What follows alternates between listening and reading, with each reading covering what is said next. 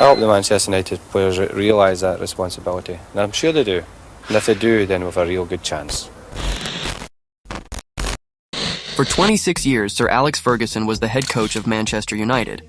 During this time, the club won an enormous number of trophies and became one of the greatest in English Premier League history.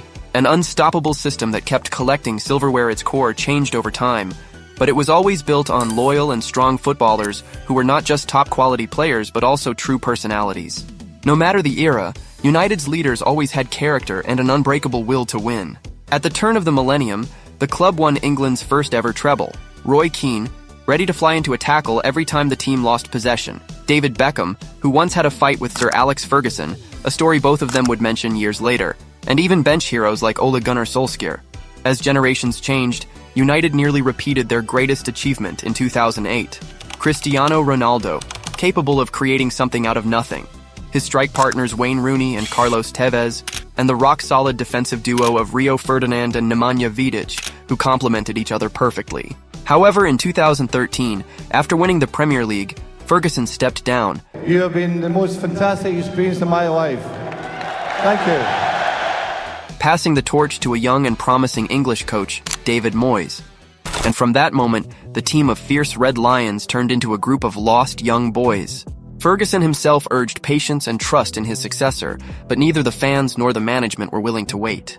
Expectations for the new manager were sky high, and everyone demanded instant success, especially after winning the Community Shield. Moyes had previously only worked at the top level with Everton, so dealing with the immense pressure from the media and fans was overwhelming. After the winter break, United found themselves in 8th place, and for the first time in 25 years, the club failed to qualify for the Champions League, a historic disaster. The dressing room lacked a true leader to hold the team accountable, and in the end, Moyes was sacked before the season even ended.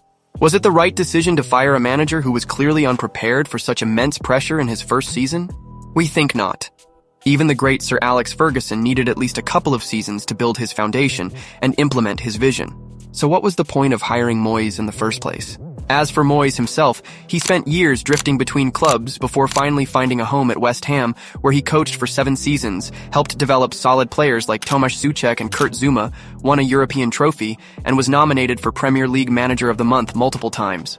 Moyes' story is a perfect reflection of the last decade at Manchester United, a talent graveyard where the real problem lies in the organization itself, as many figures connected to the club have repeatedly stated. Cristiano Ronaldo once summed it up perfectly. For me, without a doubt, this is the biggest club in the world, but I joined at the wrong time. The training ground should have been modern, and other things needed to change.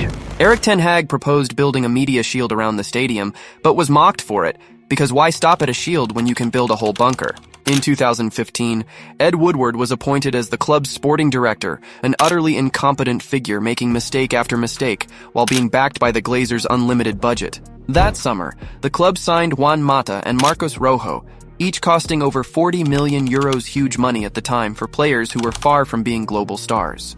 This once again proved that the club's management had no ability to negotiate on equal terms. The peak of this incompetence was the last-minute signing of Belgian midfielder Marouane Fellaini, with the transfer happening entirely on Everton's terms. And of course, Angel Di Maria was signed for 70 million euros, a massive sum back then. The player left Real Madrid because he wanted a guaranteed starting spot and trust from the manager. Did he get that at Manchester United? Of course not. The club bought him more for shirt sales and commercial hype than for footballing reasons, and also to comply with financial fair play regulations.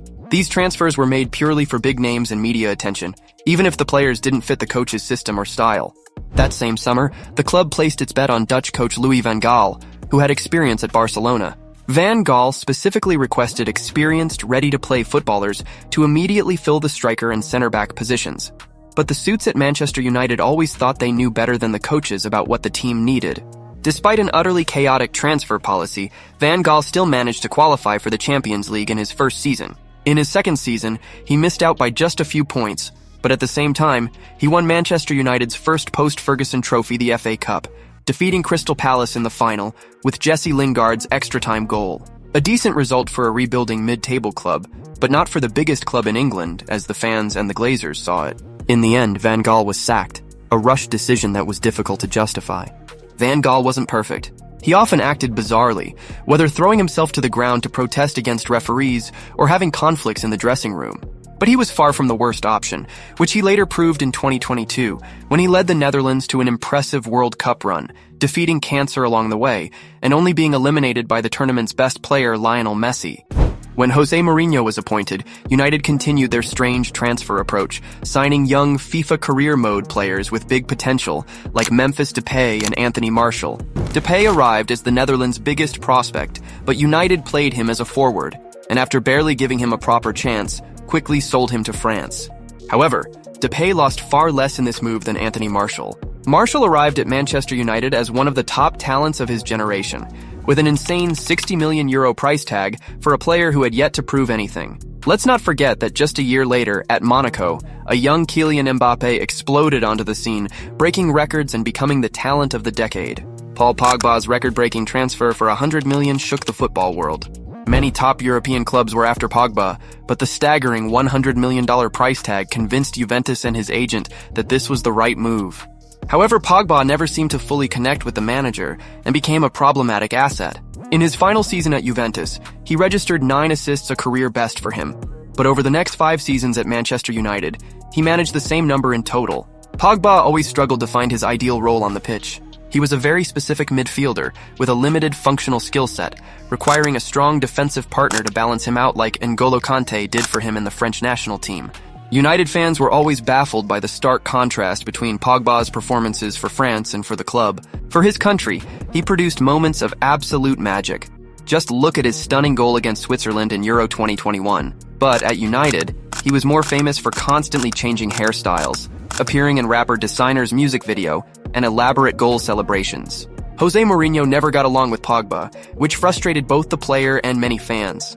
The fan base split into 2 camps. One side believed Pogba wasn't trying hard enough, and given his massive price tag, was obligated to be more professional and work with the manager, while the other side blamed Mourinho for not giving him the freedom to shine. Another key transfer during this era was Henrikh Mkhitaryan, who had racked up 60 goal contributions in a single season at Borussia Dortmund, the only player in Bundesliga history to record 30 goals and 30 assists in a single campaign.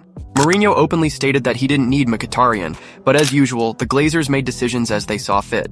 Mkhitaryan needed time to find his rhythm and return to top form, and that eventually happened at Roma, where he reunited with Mourinho. This time he fit the manager's system, reaching a Champions League final with Inter and helping Mourinho win a European trophy for Roma.